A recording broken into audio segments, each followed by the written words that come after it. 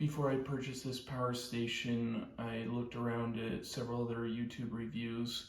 I really like the video from Will Prowse. He gave a very good review on this power station. Although he did the review right when it came out, which was about 6 months ago, he discovered many flaws with the power station when he was testing it to the max capacity. And he even had to do a second review video once EcoFlow came out with a firmware update to fix some of the original problems he had. But even after the second video he did, there were still problems that weren't fixed. If this video gives you any value, please hit that like button. It really helps me to produce more videos like this, and I really do appreciate it.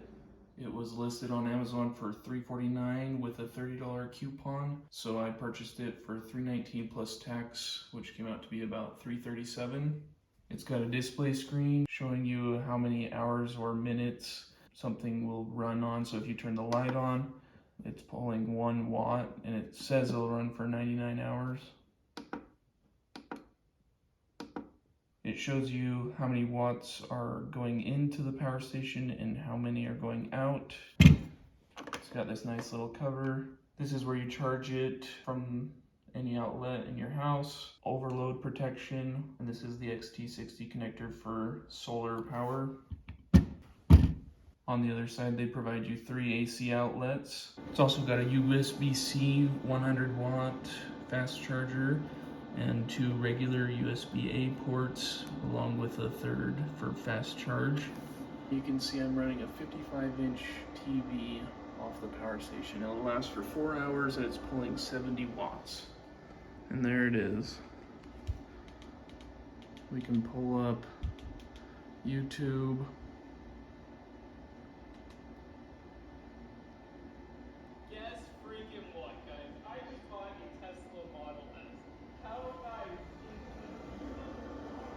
And just loading this video, it's only pulling about 40 watts. I'm just going to use water for this demonstration.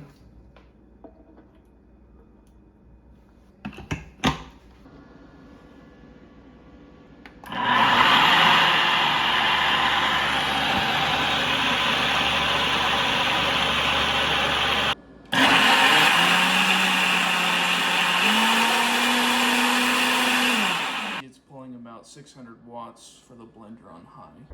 Next, we'll try to power my full-size refrigerator. We're at 98%. Let me just show you that we are plugged in directly to the power station. Let me go ahead and turn it on.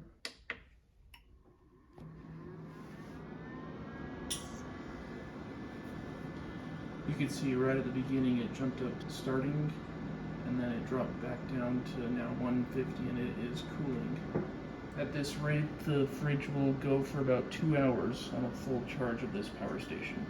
Okay, now for a really big test. I've got my microwave full size plugged into the power station. It's at 97%. Okay, the light is on. It's pulling just 2 watts. I've got some water in the microwave to test it, so I'll just hold this so we can see the wattage and see what happens as I turn the microwave on.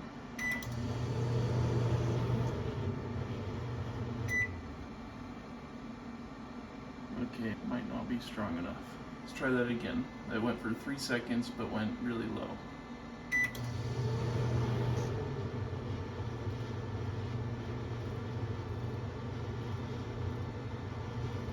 Okay, so it is running the microwave, but at a much lower voltage. The X boost on this power station allows higher wattage appliances to run at a lower voltage, which they claim is safe, but I'm not sure I trust it.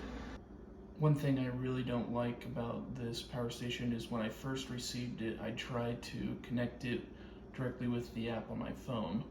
I spent about 1.5 hours trying to connect it to my phone, but no matter what I tried, it would not connect. Today I did try to connect it once more, and it actually worked.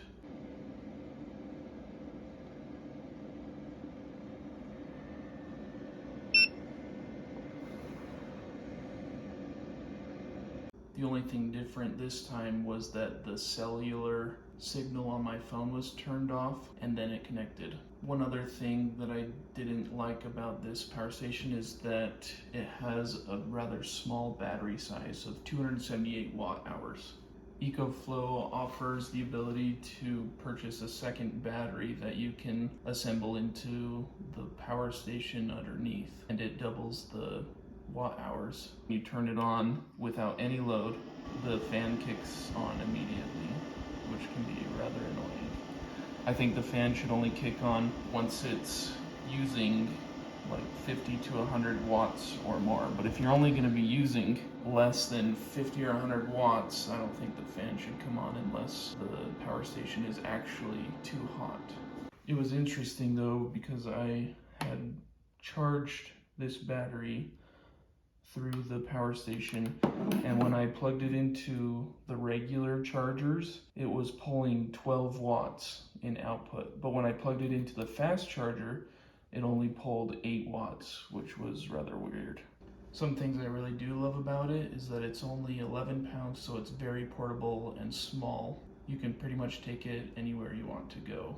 It's a very great application for an emergency scenario, and especially great because you can charge it with solar panels. Probably the best thing that I love about this power station is that it can power most large appliances like a regular size fridge, TV, blender. This is what the screen looks like when it's charging. It shows you how many minutes to full and what percentage it's at and how many watts are going into the station. I've seen it as high as, I think, 270 watts, but that's when the battery's at about 50% charge. It slows down the closer you get to 100% to help preserve the battery. This is the 100 watt polycrystalline solar panel I bought from a company called New Power.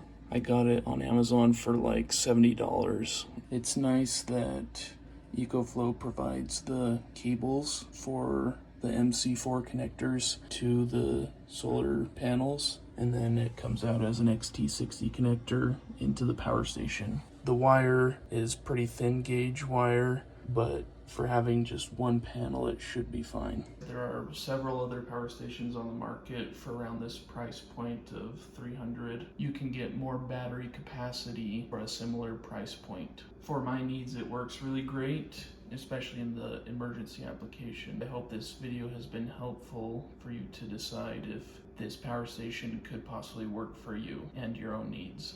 If you like this video, please consider subscribing for more videos like this. Thanks. Also, be sure to check out the links in the description if you want to buy any of the products that I mentioned here on Amazon. Thanks for watching.